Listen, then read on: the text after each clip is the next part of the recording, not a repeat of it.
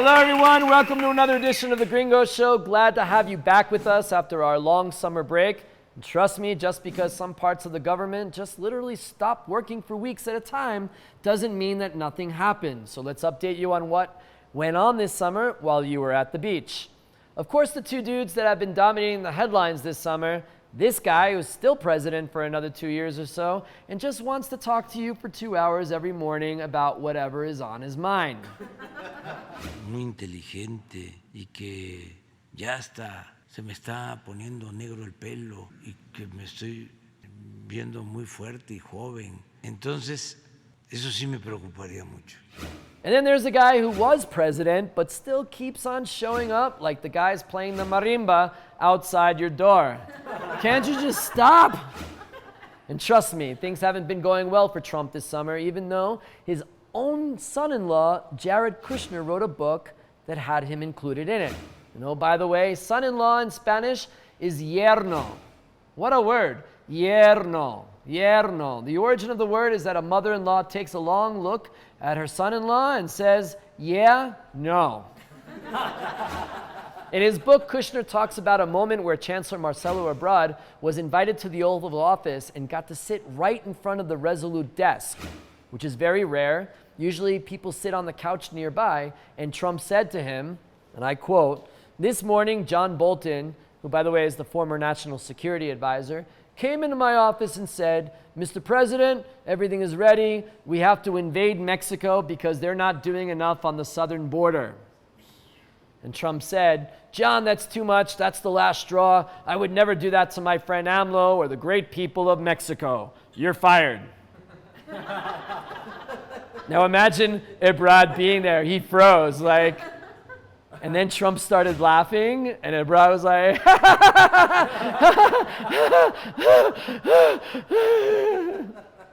it was a joke.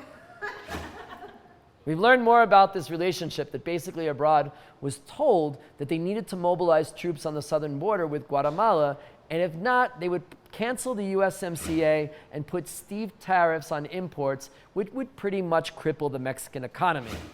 So what kind of message does this send to the Biden administration about how to handle the relationship with Mexico? Should they play nice, want to understand Mexico better, be a respectful and cordial ally? Or should they threaten to bomb the shit out of every Sanborns in the country if AMLO doesn't do what they say? Yeah, I said it. The U.S. wants to get under Mexico's skin. Take away their enchiladas suizas. You can take Tampico. We don't care. Take Tampico, but hands off my enchiladas. Which leads us to something else you may have missed this summer.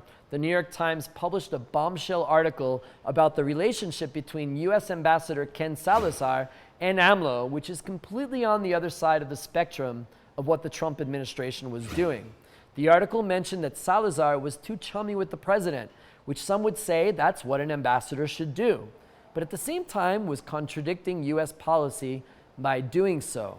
And now because AMLO is not fearful of the U.S. doing something to hurt the country, they think he's playing them. The Times cited AMLO dropping out of the America Summit earlier this year, his position on energy policy and election reform as examples. I mean, this is a relationship that has been rocky since Chabelo was born. But which is the right approach? Can't we all just get along? Can't the two countries just have an understanding and work to make both better instead of this posturing? But moving on to Mexico news, if you were out gallivanting on the beach, you may have missed leading candidates for the nomination of the Morena party for president, Chancellor Marcelo Ebrard and head of Mexico City government, Claudia Sheinbaum, traveling around the country to get to know the people and utilizing Twitter so people can relate. Ebrard on Sunday decided to show us how he cooks eggs. Se me salió una cara en los huevos. Thanks, Marcelo. Really appreciate that. And on the other side, Claudia has been drinking hot chocolate in Oaxaca and hanging out with her BFF, Laida Sansores, governor of Campeche, with her cool tropical punch Kool-Aid hair color.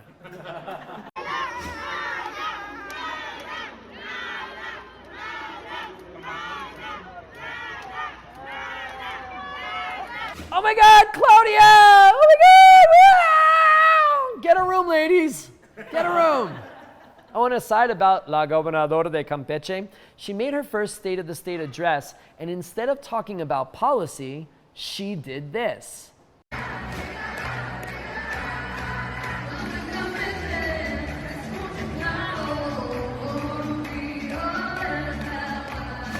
Don't worry about not having water in your pueblo. I can do a quinceañera dance. We'll keep an eye on Ebrard and Scheinbaum in the next few months because it's much better than any reality TV show because it's real life. We'll call it Sobreviviente Morena style. Should be fun. But while Ebrard and Scheinbaum were running around the country, the Morena party were voting for who will take seats in the Congress. And if you liked watching girl fights in high school, you're gonna love this.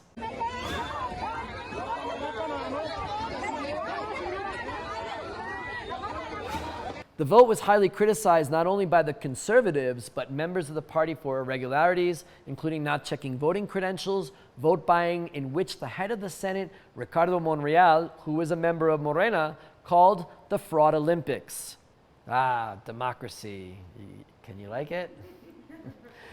For much of the summer, the country was in a severe drought that caused governments to limit water supply. In some parts of the country, it hasn't rained in over a year.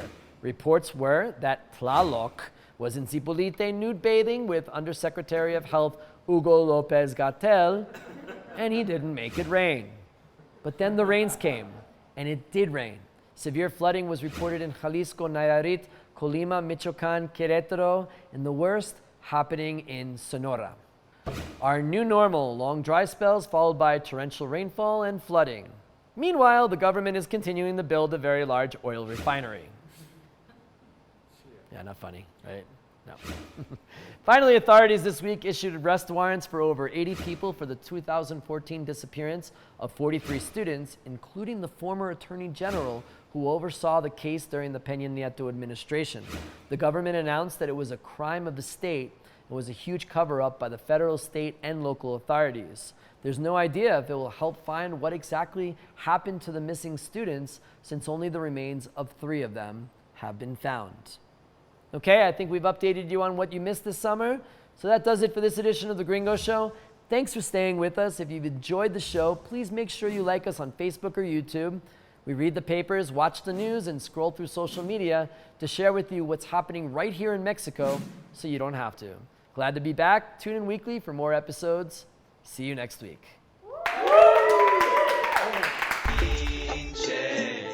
Gringo, Mexico is laughing thanks to you.